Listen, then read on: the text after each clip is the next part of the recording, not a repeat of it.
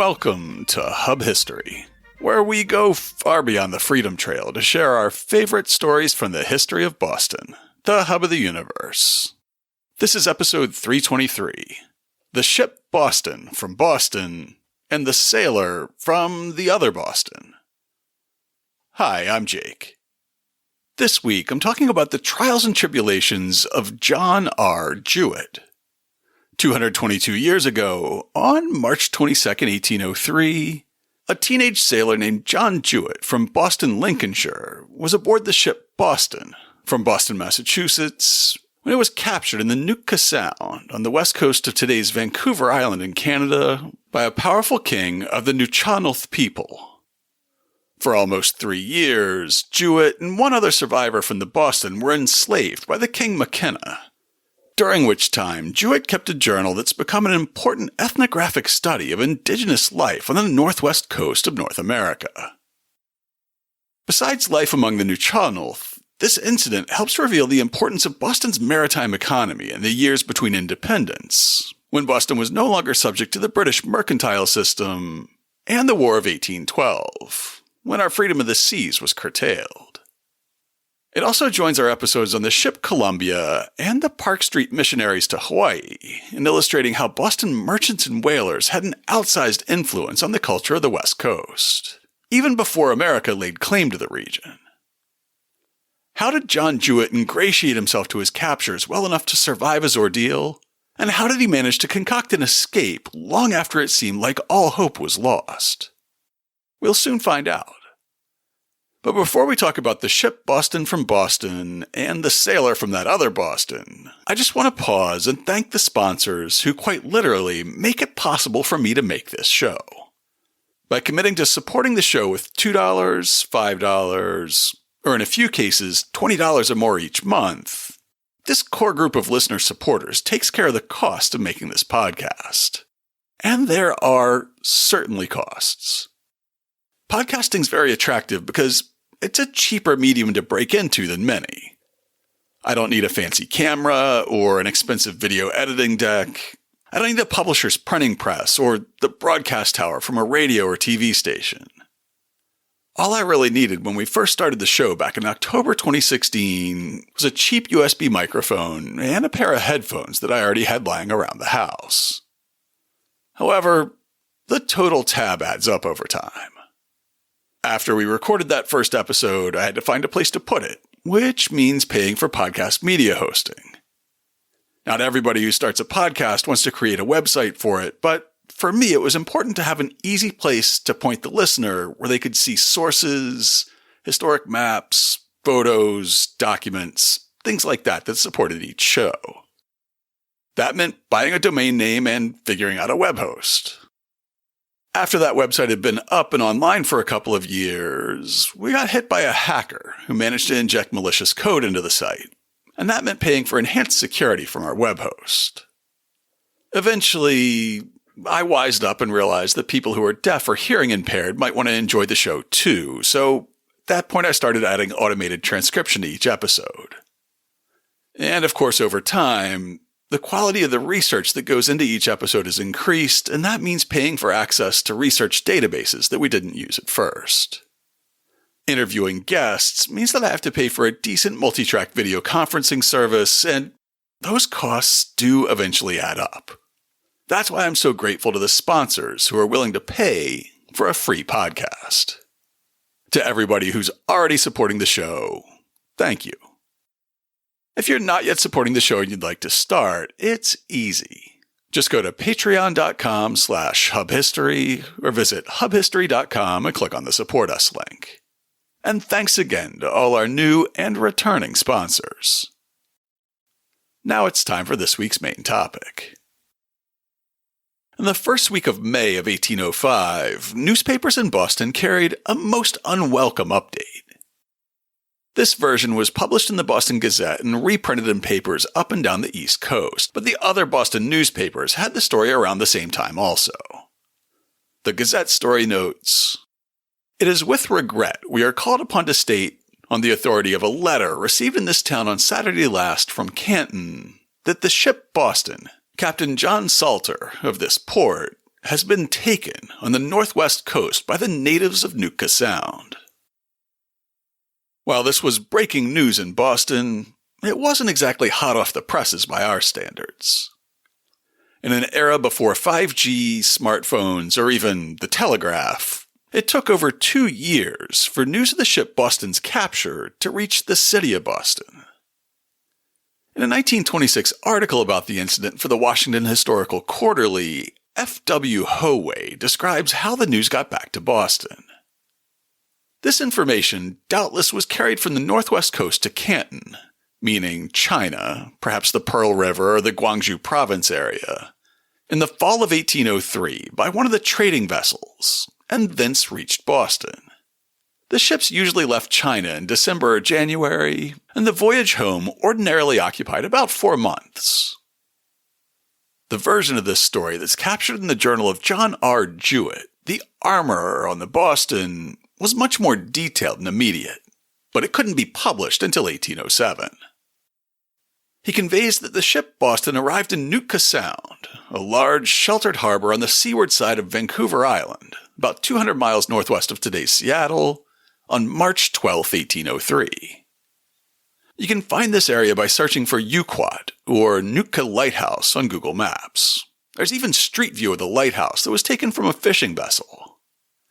It's a rugged, rocky coast with unbroken forests of giant evergreens reaching almost down to the waterline. Fans of the TV survival show Alone will remember that the first few seasons were filmed on Vancouver Island, but Nootka Sound and Uquat, or Friendly Cove as it was known in the early 19th century, is on an even more wild and remote part of the coast. The Boston anchored about 5 miles from a large village of the Nuu-Chah-Nulth or Nootka people that had a reputation as a prosperous center for the trade in valuable sea otter pelts. Captain Salter announced that the ship was open for business, and he started making some minor trades with commoners while courting the business of the tribal elite. On the 15th, the most important among these elites, a king named Maquinna, came on board the Boston to have dinner with the captain and allowed himself to be wooed a bit. Along with his journal that was published in 1807, John Jewitt would later publish an expanded version of his adventures in 1815, which I'll refer to as his narrative. In the narrative of John Jewitt, he gives a description of the King Maquinna, saying that he was a man of dignified aspect, about 6 feet in height, and extremely straight and well-proportioned. His features were in general good, and his face was rendered remarkable by a large Roman nose, a very uncommon form of feature among these people. His complexion was of a dark copper hue, though his face, legs, and arms were, on this occasion, so covered with red paint that their natural color could scarcely be perceived. His eyebrows were painted black in 2 broad stripes like a new moon. His long black hair, which shone with oil, was fastened in a bunch on the top of his head, and strewed or powdered all over with white down, which gave him a most curious and extraordinary appearance. He was dressed in a large mantle or cloak of the black sea otter skin, which reached to his knees and was fastened around his middle by a broad belt of the cloth of the country, wrought or painted with figures of several colors. This dress was by no means unbecoming, but on the contrary, had an air of savage magnificence. Sea otter skins were extremely valuable due to their high demand in China at that time, so Maquinna's cloak was a symbol of the richness of his nation, making him a potentially very valuable trading partner. The exchange of gifts was an important step in the dance of diplomacy, so Captain Salter gave the king a double-barreled fowling gun, but the king brought it back 4 days later, pointing out that the action was broken. Instead of wooing Maquinna with continued diplomacy, the captain blew up, shook the gun in the king's face, called him a liar, and threw the gun down. This turned out to be a very costly insult. On the 22nd of March in 1803, King Maquinna came back on board the Boston. After dinner, he told the captain that the salmon were running particularly well, so about 10 of the crew headed out in a small boat to catch fish that could be salted for the next phase of their journey. Another small group was on shore doing laundry in the fresh water of a stream, and Jewitt noted that he was in the steerage compartment cleaning and repairing the ship's muskets. About an hour after that first boat left on its salmon fishing trip, the captain ordered another small boat to be hoisted up out of the water. As the sailors worked the pulleys that lifted the boat, Maquinna gave an order, and Jewitt's diary records, "When they had got the boat halfway up, the natives seized every man at his tackle fall, and likewise the captain, threw him over the quarterdeck, and killed every man with his own knife taken out of his pocket, and cut off their heads, and threw their bodies overboard. Hearing a noise on deck, I went and got my musket, and ascending the stairs, was caught by the hair of the head by 3 of the natives. One of them struck at me with an axe and cut my forehead, but having short hair, their hands slipped, and I fell down the steerage. The chief, observing it was me, told them all not to hurt me, for that I was an armorer, and would be of great service to him. He ordered his people to shut over the hatch. I lay in a most deplorable state, being very weak in consequence of the loss of blood from the cut I received. After they had taken the ship, they sent canoes off to murder the men that were in the boat, which they soon did, and brought their heads, which amounted to 25, on board, and placed them in a right line on the quarterdeck. Jewitt's skull was fractured from the axe blow that he received, and he lay unconscious in the steerage compartment for some hours, until he was able to summon the strength to climb up on deck. One of his eyes was swollen shut from the injury, and the other was full of blood, but Maquinna called for some water so that Jewitt could wash the blood away. When he could see, he realized that he was surrounded by 6 of Maquinna's warriors with drawn daggers. At that moment, Maquinna stepped forward and spoke to him in English, saying, "John, I speak. You no say no. You say no, daggers come." In the later, expanded version of his narrative, Jewitt continues, "He then asked me if I would be his slave during my life, if I would fight for him in his battles, if I would repair his muskets and make daggers and knives for him, with several other questions, to all of which I was careful to answer, yes. He then told me that he would spare my life, and ordered me to kiss his hands and feet to show my submission to him, which I did." Maquinna then ordered Jewitt to make the ship ready to sail, and to run it aground on the beach in front of the village. With the assistance of some of the Nuu-Chah-Nulth and a favorable wind, Jewitt was able to follow this order, and the ship was beached by 8 p.m. on that first evening of Jewitt's captivity. That night, as some of Maquinna's warriors were searching the ship, they found one more crew member alive. He turned out to be the sailmaker, whose name was John Thompson. When Maquinna learned that Thompson had survived, he put the man's fate up to a vote among his warriors. They unanimously voted to kill Thompson at first light, but John Jewitt threw himself on the king's mercy and threw his body at the king's feet, claiming that Thompson was his father and begging Maquinna to spare his life. Instead of killing either man, Maquinna put him to work and forced them to strip the ship of anything valuable or useful, during which effort Jewitt managed to save the ship's papers, logbook, and account books, including the blank account book that he wrote a journal in during his captivity. The attack was more than it seemed, however. It wasn't a simple robbery, or even revenge for the slight that Captain Salter had committed against the king. Maquinna wanted the ship. He and a rival king to the south, named Wickenish, had been trading with the Europeans and Americans for nearly 3 decades by this time. The Spanish had visited Nootka in 1774, then the British, under Captain Cook, visited in 1778, and they established a base for trade on the Sound in 1786. By that time, Russian merchants were trading in Nootka from their colony in Alaska, and the Spanish claimed exclusive rights to the west coast, extending from their base of power in Mexico and their outposts in Northern California. By the time the first American ship, the Columbia, arrived in the Northwest in 1788, there was a full-blown international crisis underway, as the Spanish, British, and Nuu-Chah-Nulth vied for control over the region. The Americans built a small fort, traded with Maquinna's people, and generally stayed out of the fray while Britain and Spain almost went to war. You can hear more about Boston's role in the Nootka crisis that gave Britain control of the Oregon Country in episode 233.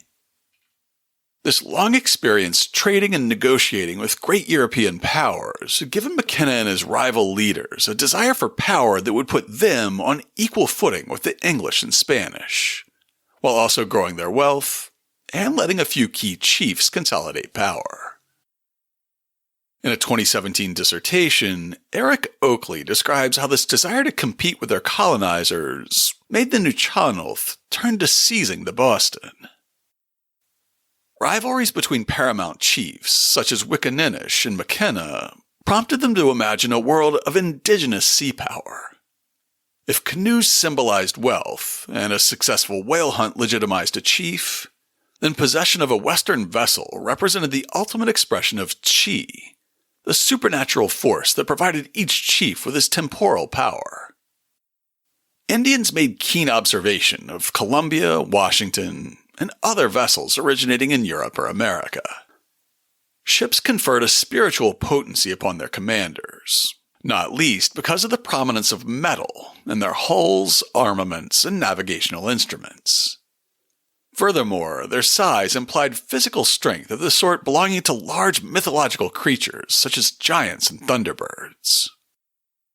In 1793, Wickenish attempted to purchase the schooner Resolution from Captain Josiah Roberts, but the Bostonian refused. Later, Maquinna decided to take what Wickenish had been unable to buy. After seizing control of the ship, Maquinna's group took all the muskets, cannons, and gunpowder off of the Boston, along with its cargo of trade goods and the clothing and other personal items that had belonged to the crew. Any hope he had of training his warriors to be sailors and putting the Boston back to sea as an indigenous navy were dashed after only a week, however. On the night of March 29th, one of the Nuu-Chah-Nulth had gone on board with a torch to see if there was anything left to loot, and he accidentally set the ship on fire, which resulted in a total loss. Somewhere in Massachusetts, a maritime insurance company would have wept. In his narrative, John Jewitt recalled the history of the ship Boston. In the summer of 1802, during the peace between England and France, the ship Boston, belonging to Boston in Massachusetts and commanded by Captain John Salter, arrived at Hull, whither she came to take on board a cargo of such goods as were wanted for the trade with the Indians on the northwest coast of America, from whence, after having taken in a lading of furs and skins, she was to proceed to China, and from thence home to America. F. W. Howay's 1926 article notes, "Of the crew of 27, 10 were from the United States. The remainder were principally English, with a smattering of other races." This diverse crew was preparing to take on a challenging voyage. By the turn of the 19th century, the most ambitious captains wanted to be part of the China trade, and these American captains were learning to follow the pattern set forth by the Columbia in the 1780s. Trade goods were loaded in their home ports on the U.S. East Coast. Then the ships would sail for Cape Horn and the Straits of Magellan at the southern tip of South America. Depending on the prevailing winds and the richness of their cargoes, some would stop off in Europe or on the west coast of Africa before heading to the Cape. After rounding the Horn, they'd head to the northwest, trading manufactured goods for sea otter pelts along the coast of Northern California, Oregon, and far up the coast of British Columbia. Early Spanish and English merchants could get away with offering beads, combs, mirrors, and other cheaply made goods in exchange for otter skins. But those days had passed long before the voyage of the Boston. In his dissertation, Eric Oakley explains how Maquinna and his rivals around Nootka Sound came to demand cold hard cash in exchange for their skins. In 1790, following the return of Columbia to Boston, Captain Robert Gray advised Joseph Barrell to make copper the centerpiece of a second expedition. The decision had larger implications than merely setting Columbia on a course for financial success. Copper consolidated a trade network that connected the northwest coast to Boston, and Boston to the copper mines of southwest England. The copper served, of course, to purchase otter skins, and in this respect it was a stunning success. More importantly, though, furs tell a reciprocal story, in which the northwest coast became intensively connected to the ancient markets of Canton in China. Together, copper and fur became the engines of change for chiefs such as Maquinna and Wickaninnish, who utilized their status as middlemen to become the principal power brokers on Vancouver Island. Moreover, their new wealth, distributed to followers through the institution of the potlatch, triggered local adaptations that improved, undermined, and otherwise changed traditional ways of life. Copper was a commodity with universal value, so the ship Boston was carrying precious metal that cost more and thus was insured for much more than other European and American trade goods that were brought on board. Jewitt's narrative catalogs the remaining cargo as English cloth, Dutch blankets, looking glasses, beads, knives, razors, some sugar and molasses, rum, a great quantity of ammunition, cutlasses, pistols, and 3,000 muskets and fowling pieces, or shotguns. Assuming a successful trade could be made on the northwest coast, the ships would turn west, sailing to the Kingdom of Hawaii to trade for logwood or provisions for the Pacific crossing, then on to southern China, where otter skins could be exchanged for tea and porcelain. And finally, they'd complete their circumnavigation, coming back to the U.S. East Coast to sell the goods that had been purchased in China. Now, the ship Boston may have been from Boston, Massachusetts, but our protagonist, John R. Jewitt, was not. Jewitt opens his narrative with this autobiographical note. I was born in Boston, a considerable borough town in Lincolnshire in Great Britain, on the 21st of May, 1783. My father, Edward Jewitt, was by trade a blacksmith, and esteemed among the first in his line of business in that place. I'll note here that their last name is spelled with an ITT, which doesn't seem to be as common as Jewitt with an ETT. When he was 3 years old, young John's mother died in childbirth, leaving John, a younger sister, and a half-brother from his father's previous marriage. Edward the blacksmith valued education and sent John to an academy to learn Latin, higher mathematics, navigation, and surveying. But John begged to follow in his father's footsteps, so he apprenticed at his father's forge. After the family moved to Kingston-upon-Hull in Yorkshire, John got a lot of business from sailors, and he started to obsess over the idea of going to sea himself. In the summer of 1802, John Salter and the ship Boston came into Hull for repairs.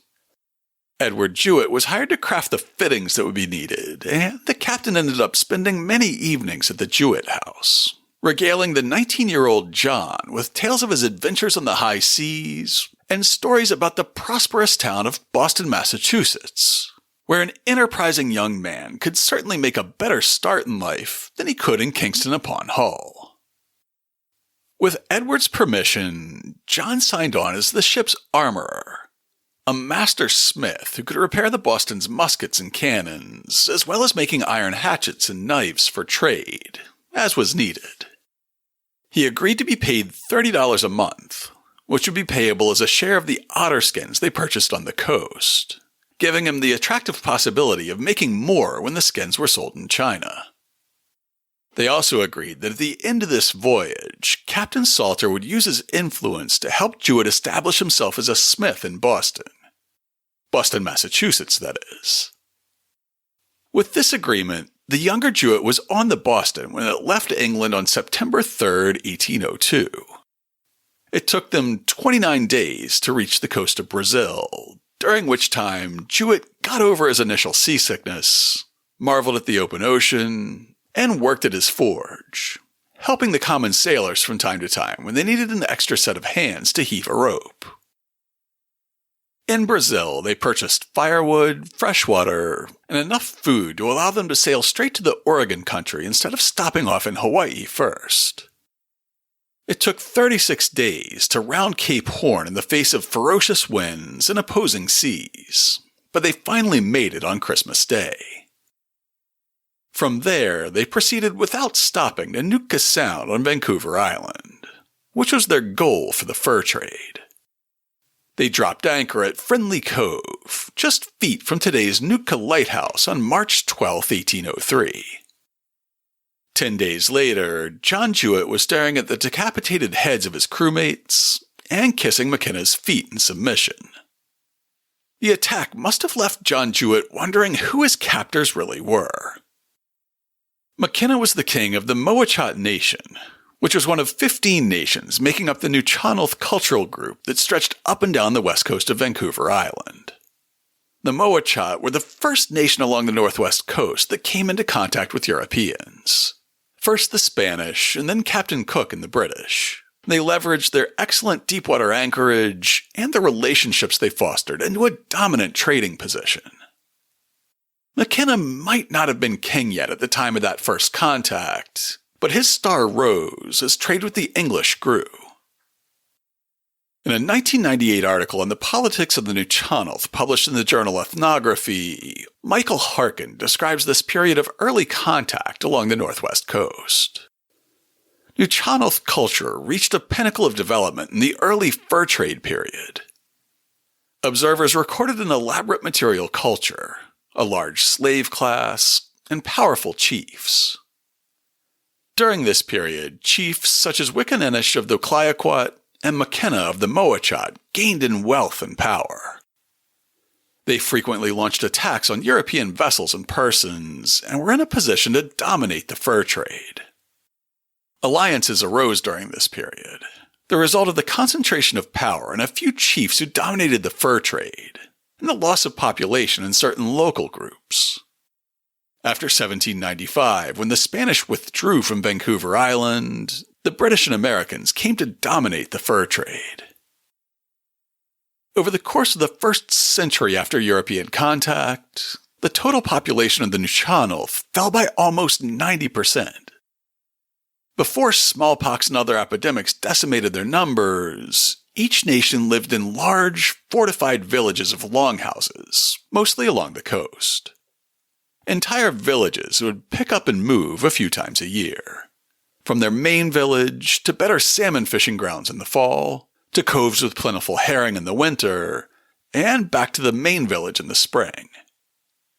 In the same article, Harkin describes the seasonal patterns of life among the Nuu-Chah-Nulth. Seals were highly valued. Salmon, as elsewhere on the coast, were extremely important, and when dried, provided the mainstay of winter subsistence. Groups were transhumant, moving to outer islands and beaches in the spring, and sheltered inlets in the fall. The spectacular wealth of maritime and sylvan resources was exploited with the help of a significant slave class. The Society of the Free was divided into two groups: chiefs, Queel, including village chiefs and their close patrican, and commoners, Mashim. Chiefs were the owners of all resources, including beached whales and other salvage that came within territorial waters. Territories were bounded with markers, and boundaries were defended. Commoners' exploitation of resources such as salmon streams was always at the chief's pleasure. The total population at the time of Maquinna's rule isn't clear, but as one of the two most prominent kings of the Nuu-Chah-Nulth, he commanded about 300 or 400 warriors. Early in Maquinna's reign, an English captain ordered a massacre among the Nuu-Chah-Nulth, which contributed to the decline in peaceful relations between European traders and indigenous groups in the vicinity of Nootka Sound. The massacre was reported to be 20 or 25 years before the attack on the Boston, which coincides with the time when the tribes started demanding precious metals and firearms in trade, instead of the cheap trinkets that early ships had carried. It also coincides with the sudden militarization of the nations led by Maquinna and Wickaninnish, as Eric Oakley described in his dissertation on American exploration of the Northwest Coast. Wick-Inish established a terrifying reputation as a modernizing warlord, one whose investment in firearms enabled him to resist foreign encroachment. Muskets represented a clear improvement over traditional arms, such as stone and whalebone clubs. Moreover, their range and destructive force exceeded that of the bow and arrow. Concentrated in villages along the coast, firearms enabled Wick-Inish to guard against foreign encroachment upon the inlets, rivers, and coves of Clayoquot Sound. Tactics enhanced its defense of strategic points. Fur traders soon reported that Wick-Inish had mastered the musket volley, a development that made his warriors every bit as dangerous as Europeans. Armed and emboldened, the chief became more demanding and aggressive toward outsiders.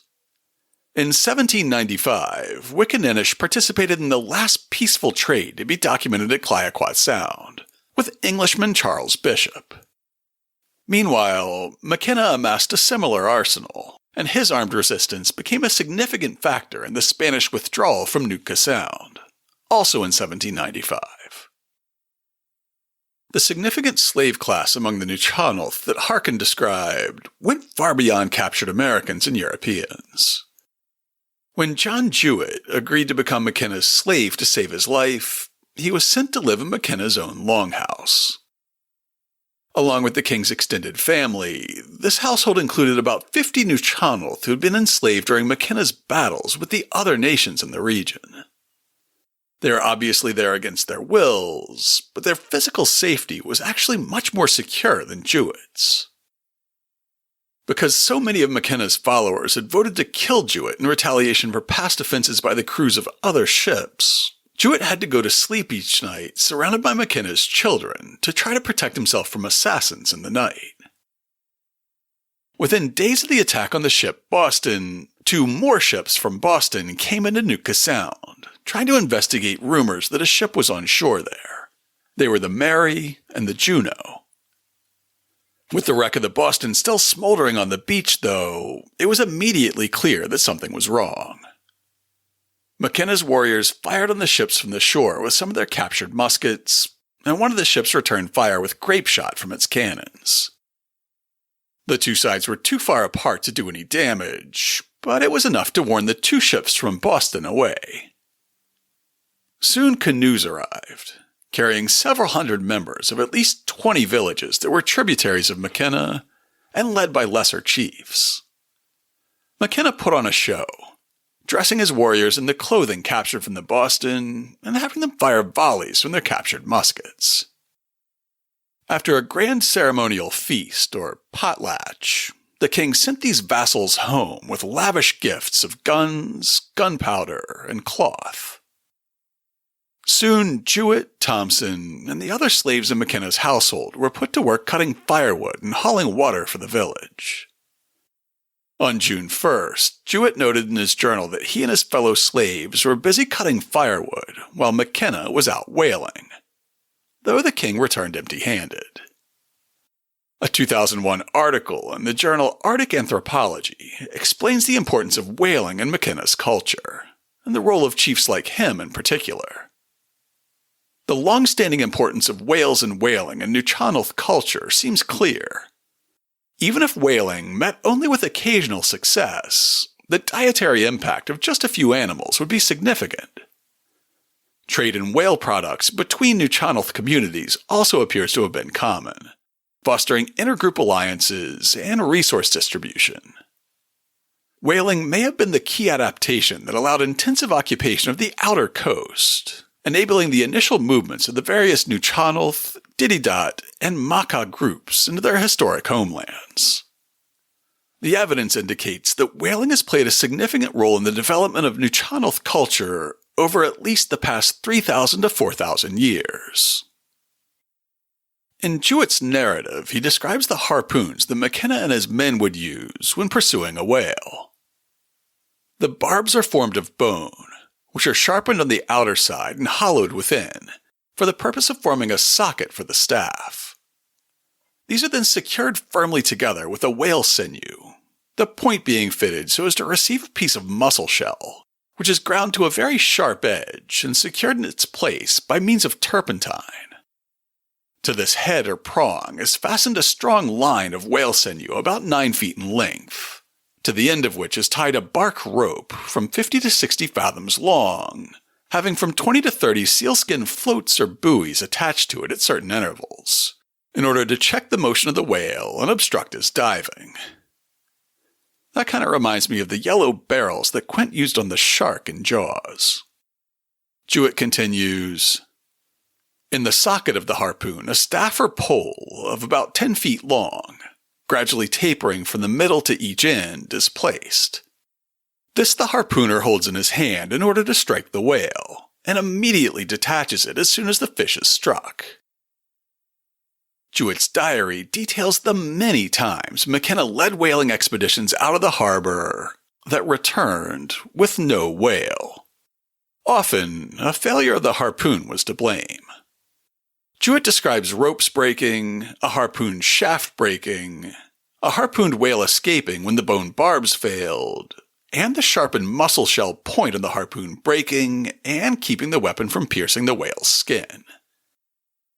When whaling was unsuccessful, the prisoners and their enslavers would eat preserved whale blubber, boiled salmon, porpoise steaks, dried clams, herring spawn, or wild blackberries. When times got really tough, the slaves in Maquinna's household were sent out to beg for food door to door in the village. Michael Harkin's article on Nuu-Chah-Nulth politics suggests that Maquinna might have blamed any failures on his shortcomings as a king. Whaling ritual was one of the most important powers held by a chief. It was carried out in special shrines in the woods or in caves. It required a state of ritual purity, achieved through bathing, sexual abstinence, and morally pure thoughts. The outcome of this ritual determined the success or failure of the whaling expedition. Failure often meant the death of all hands. Success provided the meat and blubber with which to give a large feast for the mashim, or commoners, of one's own and other villages, thus consolidating and augmenting chiefly power. Above all, whaling success was a sign of chiefly legitimacy, as it indicated moral and ritual purity. When they weren't hauling water or cutting firewood, the American prisoners plied their trades in service to Maquinna. Thompson repaired the Western-style clothing that he and Jewitt preferred to wear, but he would also make clothes for Maquinna's household and for the king to give as gifts, sometimes from broadcloth that had been on the Boston as a trade good, sometimes from otter skins, and often from a rough-woven indigenous cloth made from the fiber of pine and cedar bark.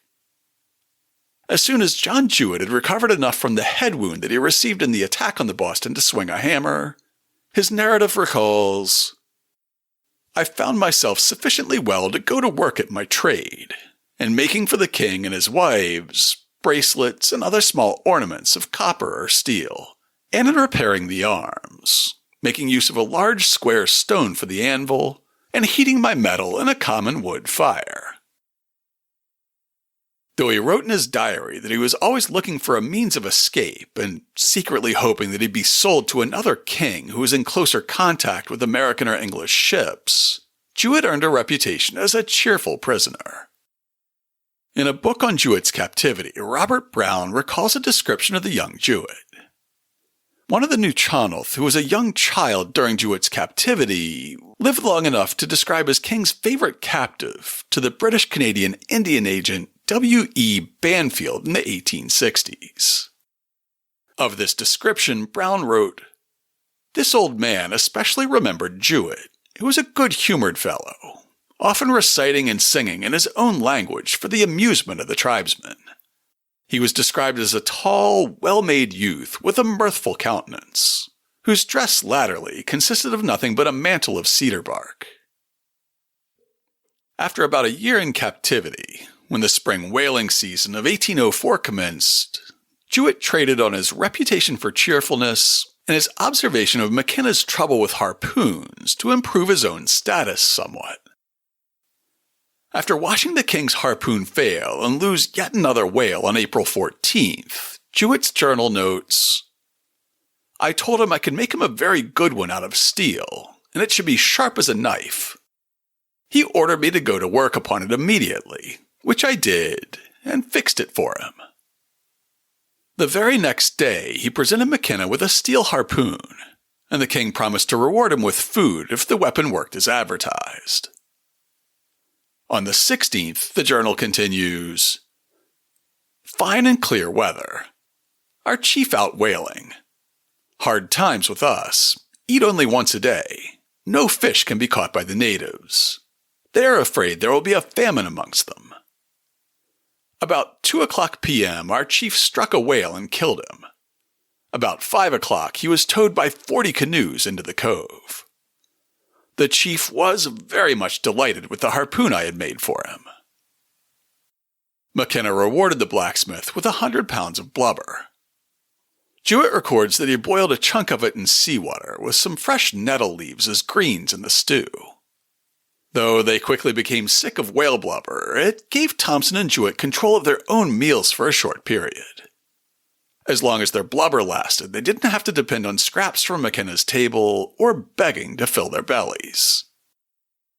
Seeing how successful the steel harpoon was, neighboring kings and even lesser chiefs within Maquinna's orbit asked John Jewitt to make similar weapons for them. By this time, Jewitt was allowed to make and sell metal items for his own profit when he wasn't busy at the forge working on a project for Maquinna. He could easily sell copper bracelets and iron fishhooks to earn a more stable diet for himself, but Maquinna forbade him from making harpoons for anyone but the king. A year into his captivity, John Jewitt had a working command of the Nuu-Chah-Nulth language. His diary records the details of feast days and gift-giving, of religious rituals performed at the close of the year in December, or before a hunt, or during a lunar eclipse, and of the ceremonial dances performed by Maquinna's son during most of these events. That son had taken an early liking to Jewitt, and sometimes protected him from abuse at the hands of Maquinna's warriors, who always seemed to want the prisoners dead. When John Jewitt turned 21 years old, a little over a year into his captivity, he wrote that he and Thompson were losing all hope of rescue. Maquinna started insisting that they adopt the local customs as if they intended to spend the rest of their lives among the Nuu-Chah-Nulth. The pair were forbidden from wearing Western clothing and forced to go on warlike raids against rival chiefdoms, where they were armed and expected to fight for Maquinna. The final step in their assimilation was marriage. Jewitt's journal and his narrative disagree on how willingly he entered into a union with the daughter of a tributary chief. In his journal, he says that he only consented because to refuse would mean death, and that Maquinna picked out a bride for him. In the later narrative, he gives himself more agency, saying that there was still a threat if he would have refused marriage, but that he was given his choice of any single woman living under the king's rule. In this version, he chose the eldest daughter of a chief who had Maquinna's favor and who would provide better food and clothes for his new son-in-law than he enjoyed as a mere slave. Maquinna paid the dowry for Jewitt's new bride, performed the wedding ceremony, and gave Maquinna and his bride an apartment on the upper floor of his own longhouse. Soon after the couple moved into these new rooms, Maquinna's son chose to live with them, showing just how closely these captives had been incorporated into the royal family. Despite his adoption into the Nuu-Chah-Nulth culture and his fading prospects of rescue, John Jewitt held out hope. From time to time, he'd get news of a ship that was trading with another village along the coast. He would always ask if their crews were aware that he was a prisoner. Almost invariably, they knew that he, or someone from an American ship at least, was being held at Nootka. But because of Maquinna's successful attack on the Boston, other captains were afraid to approach the harbor. News of the attack on the ship Boston had reached the city of Boston by May of 1805. As we saw in the article that I quoted in the Boston Gazette, it was based on an account of Jewitt and Thompson's captivity from the fall of 1803. Word of the two American captives at Nootka Sound spread quickly along the northwest coast, so more details filtered into Boston in the months after the initial story ran. In April of 1806, papers around the country carried this story, based on a letter from China that had been received in Boston. Perhaps it may alleviate affliction by your giving notice that 2 of the crew of the late ship Boston, captured at Nootka, were living with the natives of that place in September 1804. If my memory serves me, one is named Thompson, the other Jewitt Rogers. Both, I believe, belong to Boston. The former, I understand, is the son of a boat builder living at the north end of the town. Every other person on the ship was massacred. The above-mentioned were badly wounded in the attack, but after the natives got possession of the ship and learnt these 2 were mechanics, they were spared. Shortly after, they recovered. This article comes close to the truth, but misses some key details. There was no Jewitt Rogers, but John Rogers Jewitt was from Boston. Just the other Boston. The one in England. John Thompson may or may not have been the son of a boat builder, but he was from Philadelphia. One of the dead men was also named Thompson, but he wasn't from Boston either, though 5 of the dead men were. In his article examining early accounts of Jewitt's captivity, F.W. Howe notes, "More particulars must have arrived later, for Captain Samuel Hill of the Boston ship Lydia told Jewitt that before he sailed from Boston it was known that there were 2 survivors, and that Messrs. Amory, the owners of the ill-fated ship, had offered a reward for their release." When Captain Hill returned to Boston, he published a long, detailed account of the attack on the Boston and the capture of Thompson and Jewitt. While Hill would eventually meet Jewitt, the initial report that he sent back to East Coast newspapers was based on a letter.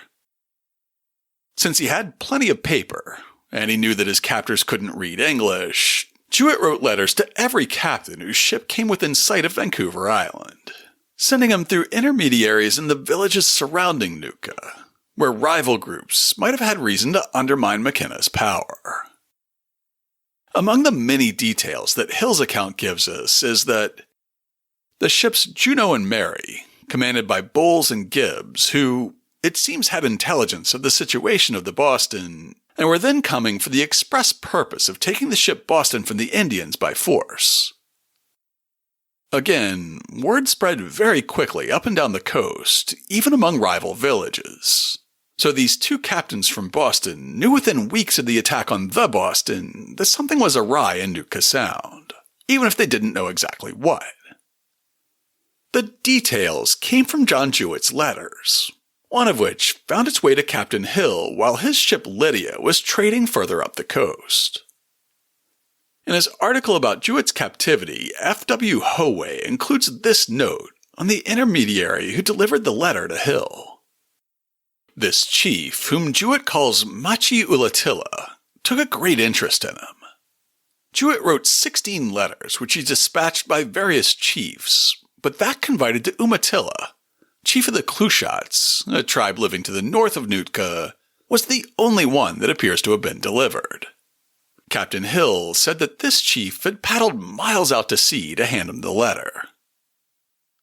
After outwardly embracing the cultural practices of the Nuu-Chah-Nulth for almost 3 years, while at the same time secretly entrusting letters begging for rescue to anybody he thought he could trust, Jewitt's prayers were answered on July 19, 1805. In his journal he wrote, "This day I was engaged in making chisels as usual. At 9 o'clock a.m. the natives were alarmed to see a brig in the offing.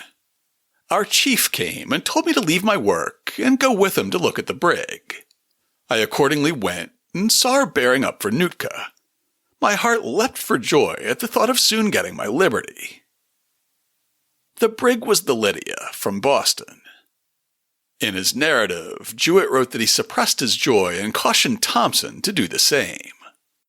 He intuited that their only hope for escape was to convince their captors they were so closely incorporated into the tribe that they no longer wanted to leave.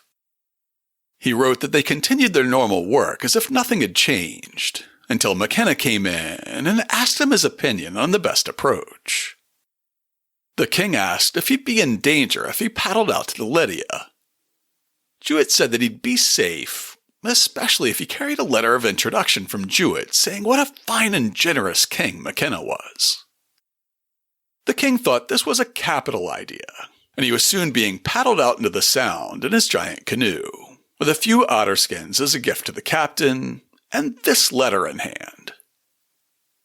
To the captain of the brig, Nootka, July 19, 1805. Sir, the bearer of this letter is the Indian king by the name of Maquinna. He was the instigator of the capture of the ship Boston of Boston in North America, John Salter captain, and of the murder of 25 men of her crew, the only 2 survivors being now on shore.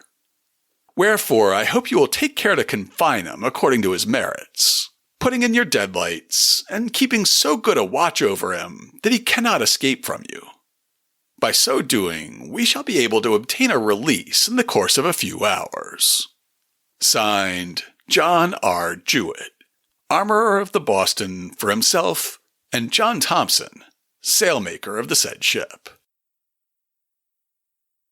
Captain Hill accepted the gift of skins and read the letter.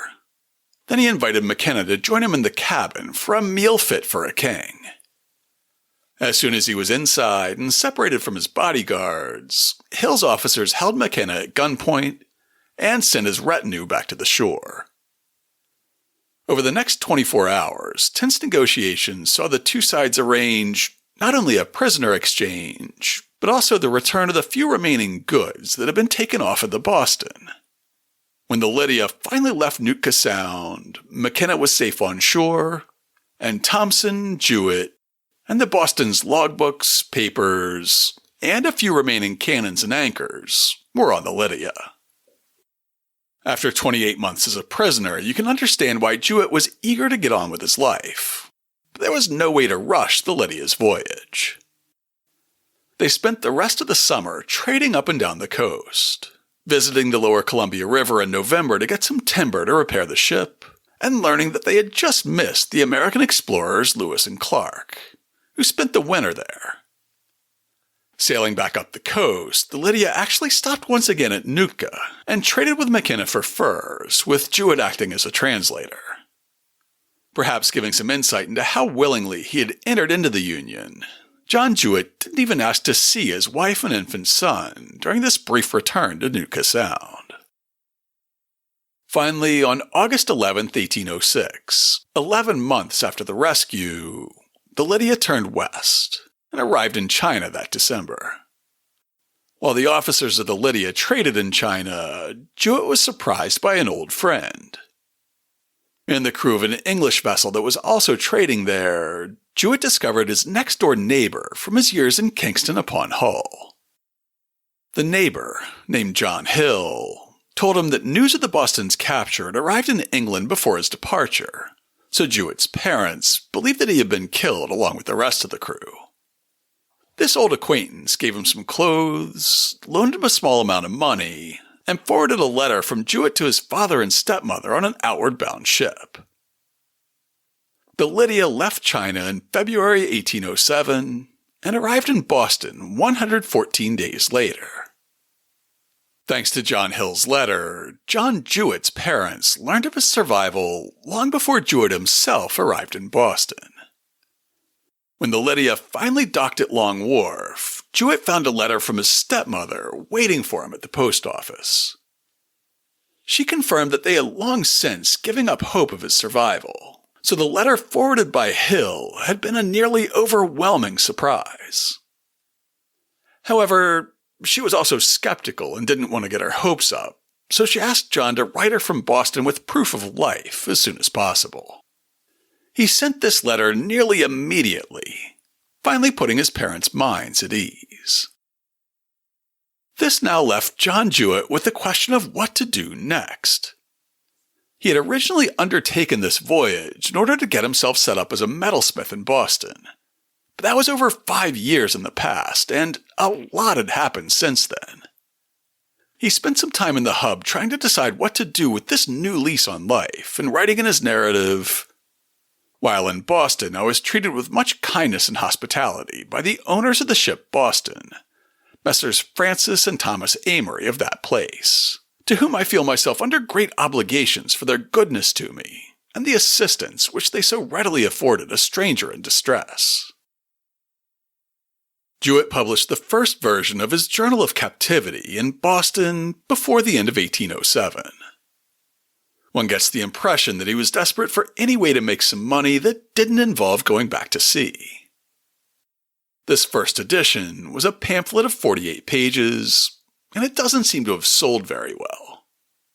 By 1931, only 9 copies were known to be in existence. After that, the documentary trail goes cold for a while. On Christmas Day in 1809, Jewitt married Hester Jones in Boston, and they had 3 sons named Edward, John, and James, born in 1811, 1813, and 1820. At some point, the family moved from Boston to Connecticut, where Richard Alsop tracked them down in 1814. Alsop was a Hartford-based author who had been one of the very few readers of John Jewitt's published journal. He convinced the former captive to join him in expanding and rewriting the journal into a narrative of the adventures and sufferings of John R. Jewitt.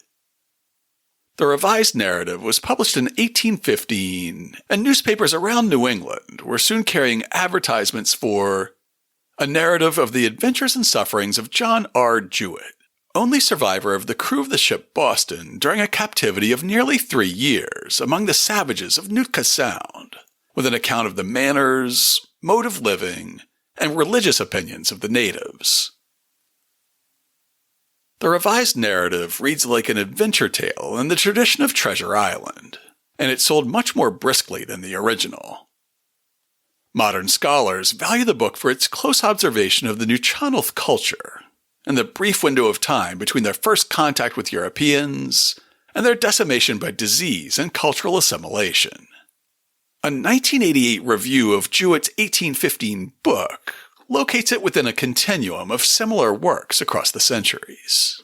From the appearance of the first captivity narrative in America, Mary Rowlandson's was published in 1682, the genre has appealed widely. First, largely because of its affinity with spiritual allegory, but increasingly for its political usefulness in justifying white intolerance of a native presence in the shrinking wilderness. But Jewitt attempted to give an egalitarian and anthropologically useful view of Nootka culture. His marginal position within an Indian community appeared to make him, if anything, more sensitive to the plight of Indians in white-appropriated land. He seemed to understand the Indian point of view. The importance of this work to later scholars didn't translate directly to improved fortunes for the Jewitt family. The Canadian Dictionary of Biography describes how John Jewitt spent his latter years promoting his life story. Jewitt earned a brief and local fame through the narrative, which he hawked around New England on a handcart, entertaining his potential customers by singing "The Poor Armorer Boy," a song which may have been composed by Alsop. He took part in 3 performances, in Philadelphia in 1817, of The Armorer's Escape, or 3 Years at Nootka, a dramatic spectacle illuminated by gas, and based on his book. He also performed Nootkan songs and dances in a circus. His book was republished in New York and London, and even translated into German. It continued to appear in various editions throughout the 19th century. But Jewitt himself sank out of fame and died, unregarded and poor, in Hartford, not yet 38 years of age. On January 12, 1821, the New York Post carried this brief obituary among its notices of ships departing and cargoes for sale. Died at Hartford, Connecticut, Mr. John R. Jewitt, aged 37 years, only survivor of the crew of the ship Boston, lost in Nootka Sound in the year 1802. Oakley's dissertation notes that Jewitt's former captor outlived him, writing, Maquinna died while raiding a Nuu-Chah-Nulth village in the late 1820s. His enemies drowned him. To learn more about the ship Boston from Boston and the captivity of the sailor from that other Boston, check out this week's show notes at hubhistory.com/323. There'll be a lot for you to read this week, starting with John Jewitt's original version of his journal, the expanded narrative that Richard Alsop helped him create, and the later edition with additional research by Robert Brown. I'll also link to the journal article by F.W. Howay about early accounts of the Boston's capture, the 2001 article about indigenous whaling and Arctic anthropology, and Michael Harkin's article about whales and Nuu-Chah-Nulth politics, as well as Elizabeth Willis's 1988 review of the narrative, and Eric Oakley's 2017 dissertation titled Columbia at Sea, America Enters the Pacific 1787 to 1793. I'll link to the newspaper stories that I quoted from, including the first notices of the attack on the Boston and Jewitt's obituary. Plus, I'll make sure to include some historical maps and illustrations showing where Nootka Sound is and what the villages there look like. If you want to get in touch with us, you can email podcast@hubhistory.com. I still maintain profiles for Hub History on Twitter, Facebook, and Instagram, but lately, I've mostly been posting and interacting with listeners on Blue Sky. You can find me on Blue Sky by searching for hubhistory.com. I haven't been as active on Mastodon, but you can find me over there as @hubhistory@better.boston. If none of that social media stuff's up your alley, just go to hubhistory.com and click on the Contact Us link. While you're on the site, hit the subscribe link and be sure that you never miss an episode. If you subscribe on Apple Podcasts, please consider writing us a brief review. If you do, drop me a line, and I'll send you a Hub History sticker as a token of appreciation. That's all for now. Stay safe out there, listeners.